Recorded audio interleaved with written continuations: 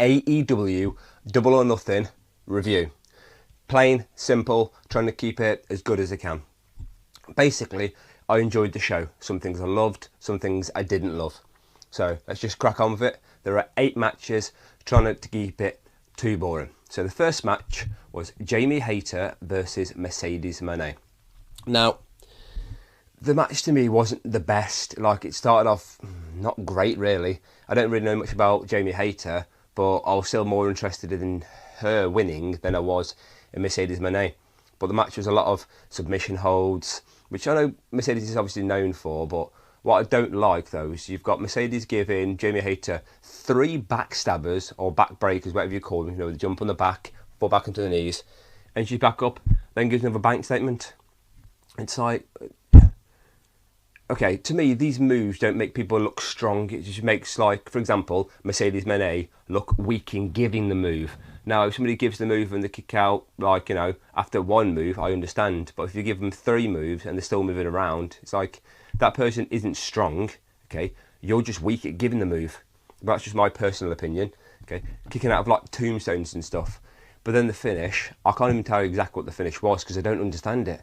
Mercedes Moné won with some, I thought she won with a roll-up, but it was like a DDT face buster. But when she won, she just basically ran off. So yeah, it wasn't a terrible match.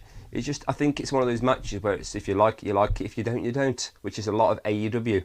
I'm kind of like on the fence here. I don't regret watching it, but I probably wouldn't want to watch it again. Then we go on to the tag team match. Not the title one, the other one, which is FTR, which obviously is Cash Wheeler and Dax Harwood, or Dax the Axe, with Stokely taking on Nigel McGuinness and Danny Garcia, who came out with Danny Magic. A bit of like, even up the scores. Just what you expected, a normal back and forth tag team match.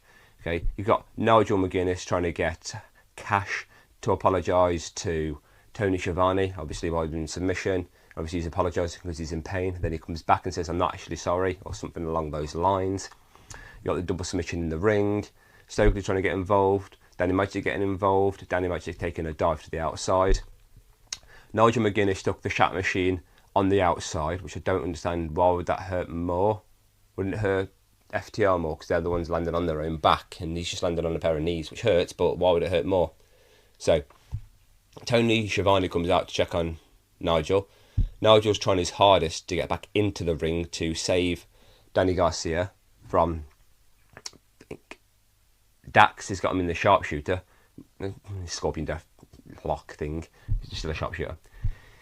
He's trying his hardest to reach to ropes, can't do it. Nigel's always trying to get back into the ring. You've got Cash kicking them down. But yeah, in the end, Danny Garcia passes out. So he doesn't tap out, he passes out. But FTR pick up the win there.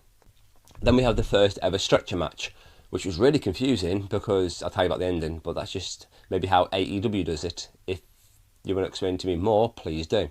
So, Mark Briscoe versus Ricochet. My favourite highlights from this match are Mark Briscoe going for a froggy bow onto the stretcher, which doesn't happen. But just before that though, Ricochet goes for a shooting star press, lying straight on the stretcher from the apron to the stretcher. Okay, I thought that was brilliant. I love that part. You've got a froggy bow from the top rope to the outside through the table. Love that.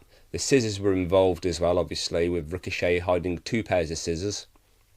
You've got cleaning products used. Obviously, Ricochet getting his head shined with the cleaning products. You had Mark Briscoe getting like cleaning products in the eyes. Obviously, Mark Briscoe was bleeding quite a lot, probably more than he should have been.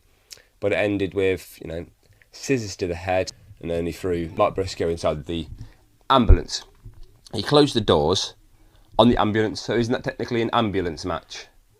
But either way, like, other things to point out I liked is Mark Briscoe used his brother's move, the Jay Driller, because I never actually knew about Jay because he passed away before I started watching AEW or anything else.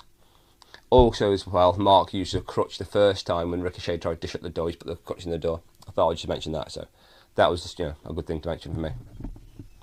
All in all though, it was a good ambulance stretcher match. The match it was, I don't understand. It's nothing fantastic. It had a little bit longer, might have been better, which is weird to save an AEW match. Yeah, All in all, I thought it was an okay match. Next we have the Hurt Syndicate of Bobby Lashley and Shelton Benjamin with MVP and MJF taking on the Sons of Texas, Dustin Rhodes and Sammy Guevara. Normal tag team match. Okay, you've got MVP on commentary mentioning that obviously the Sons of Texas didn't want to put the Ring of Honor titles on the line because we all knew who was going to win, and we were correct. Bobby Lashley showing his power. He had Sammy Guevara on his shoulders and he's like, nope, you're the wrong way around, so he just flips like a pancake straight over. Great. The normal things, okay, Dustin Rhodes, you can tell he's getting older, but it's still great to see him wrestling. Great as a promo, which we already know. MJF trying to give the diamond ring to Shelton Benjamin, I believe, so he can obviously win. And Bobby's like, get out of here, we don't want it. It's like he's just trying to help, which obviously shows cracks already in the Hurt Syndicate with MJF joining, which obviously Bobby Lashley originally didn't want to do. But in the end, you've got Shelton Benjamin hitting a running knee to the face of Sammy Guevara, and that's how they win. But other than, like, you know, I think the shooting star press from Sammy Guevara to the outside and Dustin Rhodes hitting the crossroads at the same time, not really like loads to talk about. It was just a fun match, but nothing where you go, oh my god, and watch that right now. But if you've got time, watch it. I liked it. Next we have the Continental Championship. Okada versus Speedball Mike Bailey. Okada won, okay, but the highlights of the match to me, I'd say, just say highlights, just be easier. You've got Speedball going for a kick to the stairs, but he injures his foot, or does he? Then he hits a crane kick like the Karate Kid. Great. Okay. You've got the shooting star presses that Speedball Mike Bailey does, which I think are impressive. Oh, the shooting star impressive. But the things I did like though was on the apron, Speedball hits a backflip, okay, lands his knees onto Okada, then again into the ring. Great. But the end of the match, I think, was probably one of the best endings I've seen in a while. Okay.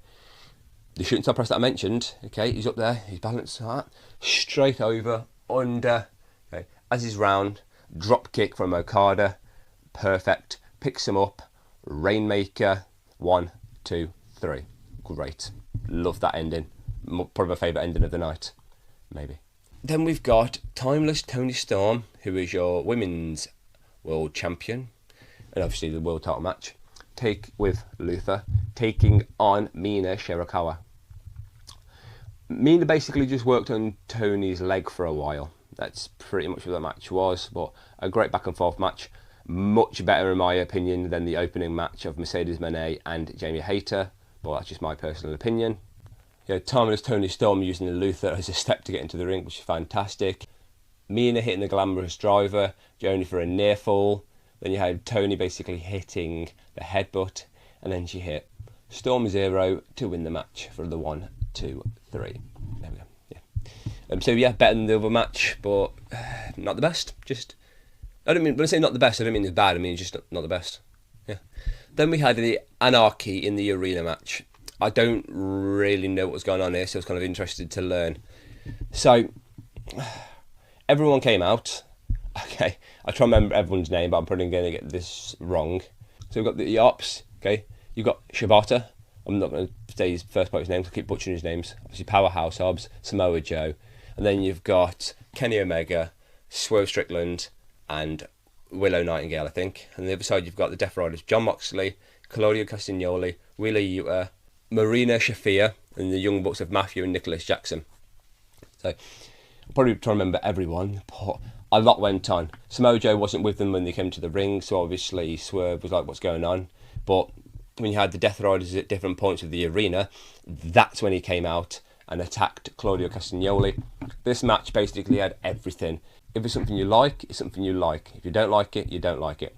I've made my point on what I don't like in AEW, which is obviously when Adam Copeland had that big like spiky bat thing and did that thing to John Moxley. But this had like staples, it had thumbtacks, we couldn't draw in pins, okay, exploding tables, normal tables, forklifts, all sorts of things. Like everything was going on. It was absolutely brilliant. You kept thinking the match was going to end, it wasn't going to end. But it basically ended with the Death Riders being locked inside the ambulance whilst Swerve Strickland put some like trainers on with the thumbtacks, drawing pins, okay, and did the Swerve stomp to either Matthew or Nicholas, I can't remember which one it was, whilst Kenny Omega did What move did he even do now? He did something for the like exploding table to Matthew and Nicholas. I'm not doing very good at this. I should know these things, but yeah. You had that's the end of the match anyway, but all sorts of things in there. You had Willie Nightingale. She was chained to the ring post by her ear. Swerve Strickland took a staple to the tongue. You had Kenny Omega having thumbtacks in the mouth. Some of it might have been a bit too much for certain people. You've got Kenny Omega doing backflips off of the stage. People have been thrown off the stage. Obviously security was able to catch them and things like this, but yeah, still great. I loved it. Probably my favourite match of the night. It was a fun match. It was awkward to try and watch everything at once, but it was great to see. Going outside with glass bottles. See, I keep remembering like random things. Yeah, but a lot of blood was involved. People obviously helping out the Death Riders. I forgot his name. Someone from New Japan Pro Wrestling. Please let me know in the comments who it was. Also, as well, you had Mark Brisco getting involved for some random reason. I don't know. He just wanted to come out with his dry blood on him. But that's pretty much what happened in that match. The Paragon versus the Don Callis family. Roderick Strong, Kyle O'Reilly, and Adam Cole from the Paragon taking on the Don Callis family. Kyle Fletcher, the Walking Weapon, Josh Alexander, and I always butcher his name, Konosuke Takeshita. I think I pronounced it correctly. Yeah. Just a normal back and forth match. Okay, just a normal trios match. There really isn't much to talk about.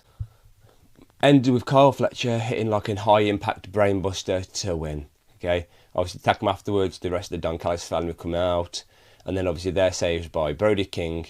And then please just watch the end of it because these names I can't pronounce. Like genuinely, I've been sitting here for ages. I've even looked at the actual. I can try. Okay, so we've got obviously I know Brody King. Okay, Tomohiro Ishii. Please know who I mean. Okay.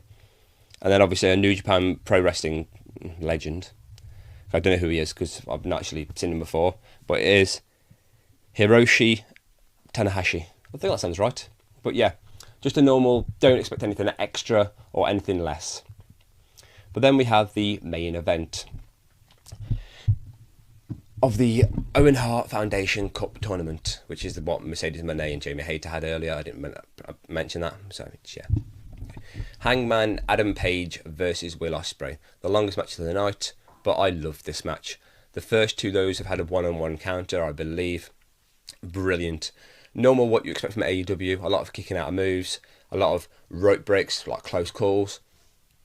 But we had Will Ospreay going to go for a Tiger Driver on the top of the announce table, but Hangman reverses it and goes to give Will the Deadeye, but the table breaks him underneath him. No one's fault, mistakes happen. But Hangman's like, nah, you're getting it. He gives him another one whilst the table's already broken. Brilliant. Okay. The match ends with Will Ospreay getting hit with a buckshot lariat to win. It's like another clothesline, but I understand that. Okay, great match. Fun match. I don't want to spoil every single little detail of that match. Please go and watch it if you haven't watched it already. Okay. Will's sitting in the ring. He's obviously disappointed, but Hangman comes back, shakes his hand. They both shake hands. Okay, and that's basically the entire of AEW Double or Nothing. So to me, fantastic show, great show, definitely worth a watch. Some moments and some parts are worth fast forwarding, but not everything.